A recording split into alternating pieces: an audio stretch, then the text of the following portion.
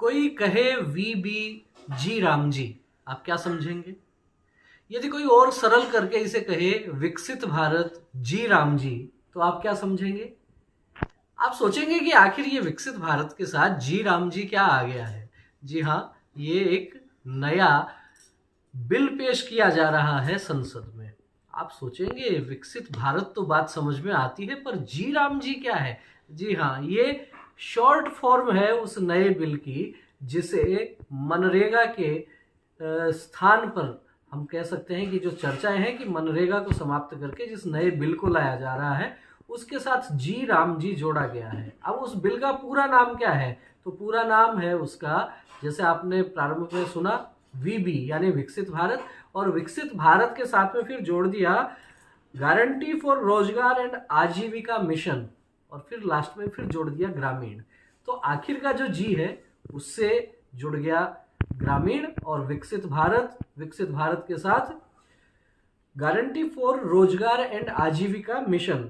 इसमें हिंदी के भी नाम है, अंग्रेजी के भी नाम है, बड़ा जोरदार नाम बनाया गया है, लेकिन राजनीति में तो तूफान आ गया है। इस नाम पर नहीं, तूफान आ रहा है मनरेगा को शिफ्ट करने पर, उसको बदलने पर।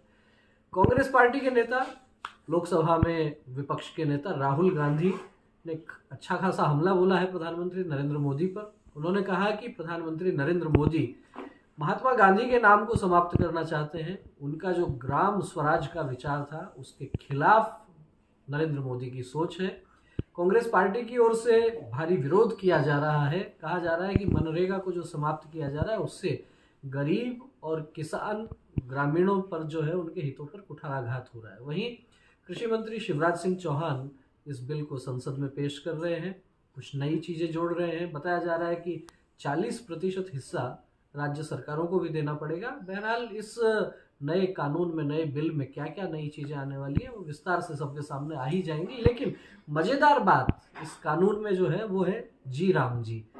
कितना चर्चित होगा, और जब जब इसकी चर्चा होगी तो क्या कांग्रेस सहित तमाम विपक्षी दल भी इसे वीबी जी राम जी बोलेंगे, विकसित भारत जी राम जी बोलेंगे, या पूरा नाम बोलेंगे?